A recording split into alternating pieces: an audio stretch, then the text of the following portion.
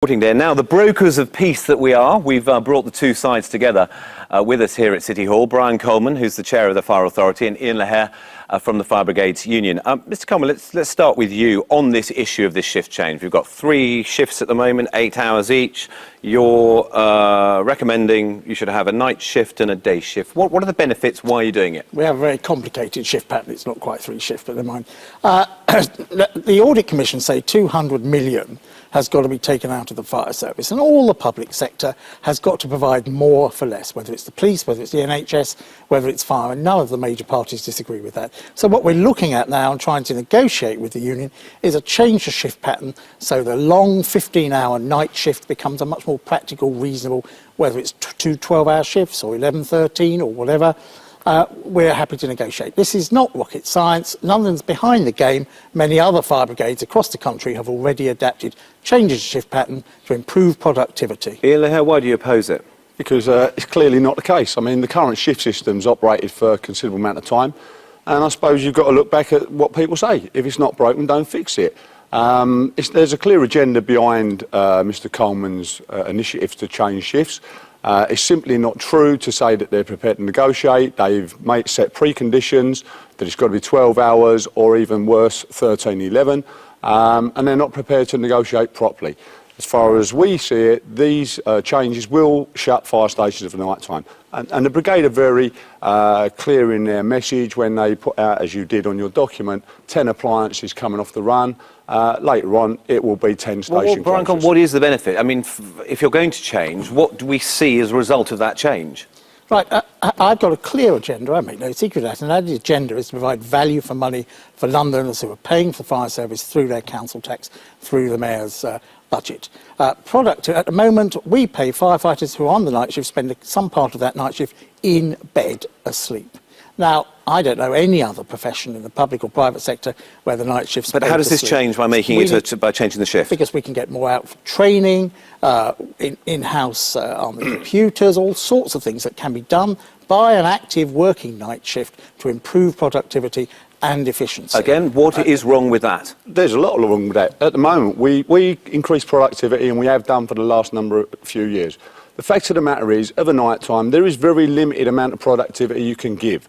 And what Mr. Coleman says about firefighters laying in bed and going to sleep is absolute rubbish. Firefighters rest. They take on a stressful and arduous job of a night time. But resting during the night? They're on a shift, though, aren't they? They are, but as Brian said, there is a 15-hour night shift at the moment. Firefighters over a 39-hour period do 30 hours.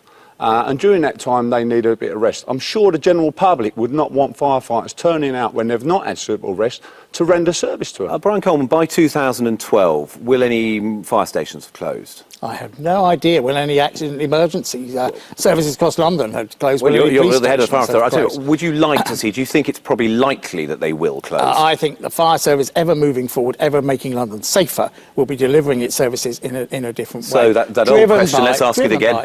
Driven by spending cuts. Would you guarantee that all fire stations will stay No, open? I can't guarantee that, and no sensible politician can, because as we all know, whichever government's in power, there are going to be substantial cuts to the budgets, and that includes the fire service, and we will have to You must have some ideas early on. Do you at least see the need for shifting cover from night to day, and shifting, as that document shows, shifting fire engines to be on duty in the day, not at night? Cover goes with risk.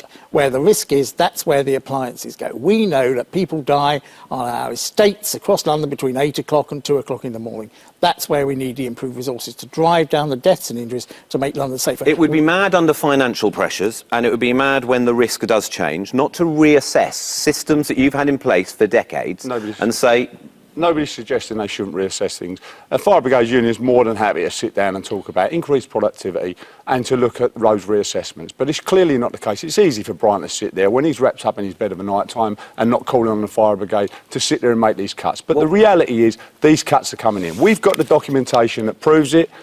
This is why we cannot go into negotiations and be honest and transparent, because our own employers won't be honest and transparent with us. It proves that options are being looked at. You are accepting, Brian Coleman, you're not going to deny it, are you, in the face of that document? There is consideration, active consideration, to moving 10 fire appliances currently available at night. They'll be available by day.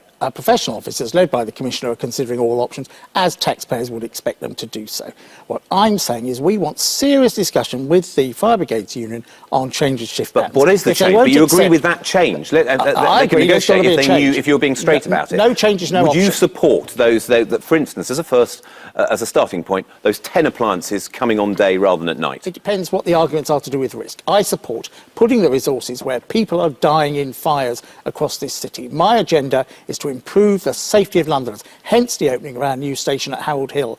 The Fire Brigades Union's attitude, which appears to be no change, is frankly not an option. As London changes, London expands, and as resources become smaller. And isn't the danger that it will look like you are saying no change, and you're not negotiating at the moment? Clearly it will look that way, Tim, but I mean, as I just said, preconditions have been set by our employers, including Brian Coleman. It says no change is not acceptable. Well, why can't the Fire Brigades Union start from that same standpoint and say change is not acceptable? Because there's a precondition set on those negotiations because before risk we go has changed and because the financial situation means that we need to look at you like we look at the police. We'll talk about the risk. We'll talk about productivity increases. We've got no problem. And as I've said, the Fire Brigades Union has completely modernised over the last few years, and we're not frightened of change. What we are frightened of is change for change's sake that will put public lives at risk. And, more importantly, we'll see an increase in firefighter deaths, just like we have done in the past. Can I ask you, Brian Coleman, there does seem to be a lot of personal animus. There's a lot of a problem. I mean, some would argue you appear to be the roadblock to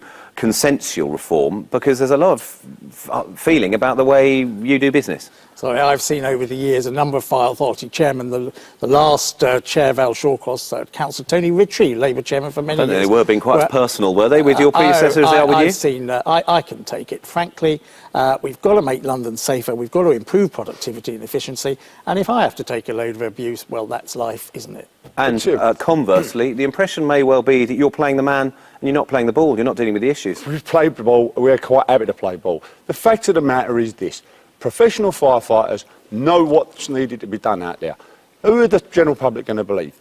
Professional firefighters put their lives on the line every day of the week, or the politicians and local councillors that can't even come clean on their expenses? Are you expecting trouble? The agenda after the election? Get the election out of the way, and are you pushing forward? You're expecting trouble, aren't you? I'm not expecting trouble at all, actually, because the vast majority of our firefighters and our staff at Elfipa are sensible, rational people. They understand the situation. They're not persuaded by the thoughts of a few in the union leadership. OK, to both of you, thanks very much indeed for coming in. Now, there was considerable discomfort for